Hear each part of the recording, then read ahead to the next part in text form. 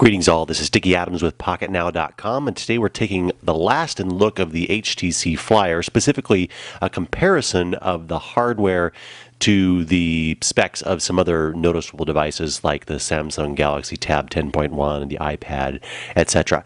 So sit back, relax, and enjoy the show.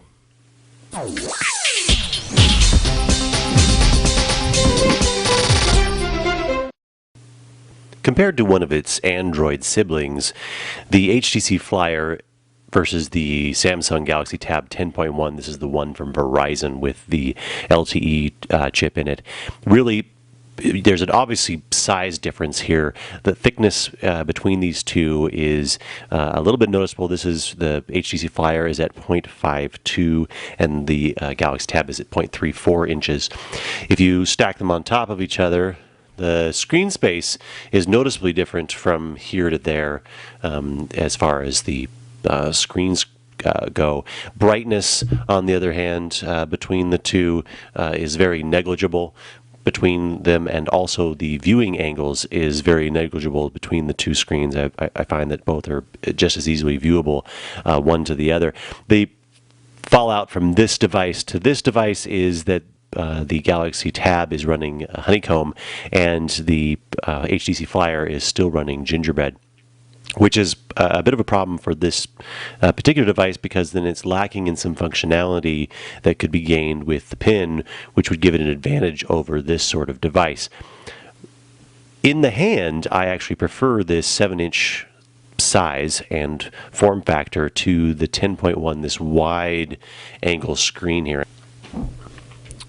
Cameras between them are about the same, even though the specs may be different. Both of them have about the same number of apps available to them as well, which is kind of the downfall when you compare it against, say, the iPad here. And we can see the thinness, again, is about the same. The HTC Flyer, once again, is 0.52, and the iPad is 0.34. Dimensions-wise, you get a 10-inch, screen versus the 7-inch display. It's pretty obvious here as well that the screen sizes are different.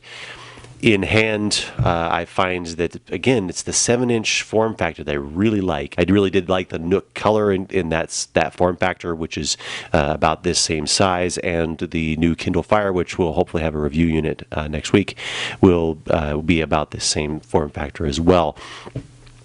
Where this has a downfall, and then both of these devices are at full brightness here, is again, the Android devices feel like they are running as the iPad 1.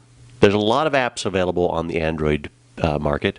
There are a lot of capabilities available on the Android market, but it really feels like the initial iPad market, in which there wasn't a whole lot available that was specific enough or was really great enough to draw you in outside of just the default apps.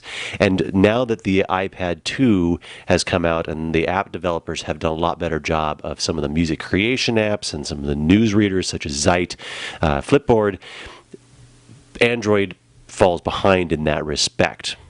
Now, Android's coming up. It's making progress through this, and there's a bit of getting better apps. But I find, again, compared daily use between these two devices, if I'm just going out and I want to just take something for surfing the web or checking email very quickly, this has the advantage over my iPad 2 is that it has a 4G chip in it, or the 4G, or however you want to call that.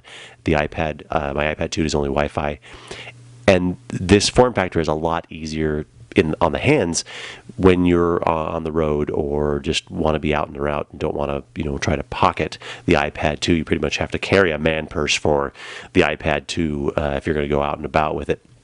As far as getting down to actual content creation and viewing objects and creating music and actually working, most of my workflow has been based upon the iPad since it came out, and I'm no Apple fanboy, but really I've made this work now. So going to a Android device where some of those features and functionality are missing is a little bit of a letdown. That said, again, 7-inch form factor has been fantastic. It just remains to be seen what HTC will do with this device once it say the Kindle Fire comes out and the rest of the onslaught of Android tablets that'll be coming out this holiday season, and the Black Friday pricing, etc., etc. Really, I can't not recommend this device. It will get updated with at least Honeycomb, and you can find XDA developers who can help you do that now. Whether or not it gets ice cream sandwich is relatively irrelevant. What really needs to happen for the Android tablets to be extremely relevant is that the market needs to be increased. But that's not a problem of the HTC Flyer, it's a problem of Google. That wraps up our comparison video for the HTC Flyer from T-Mobile. If you have a comment or question, please leave it below. Make sure to give us a thumbs up if you like the video, and if you'd like to find out more information on this tablet and others, you can visit us at pocketnow.com. Thanks for watching.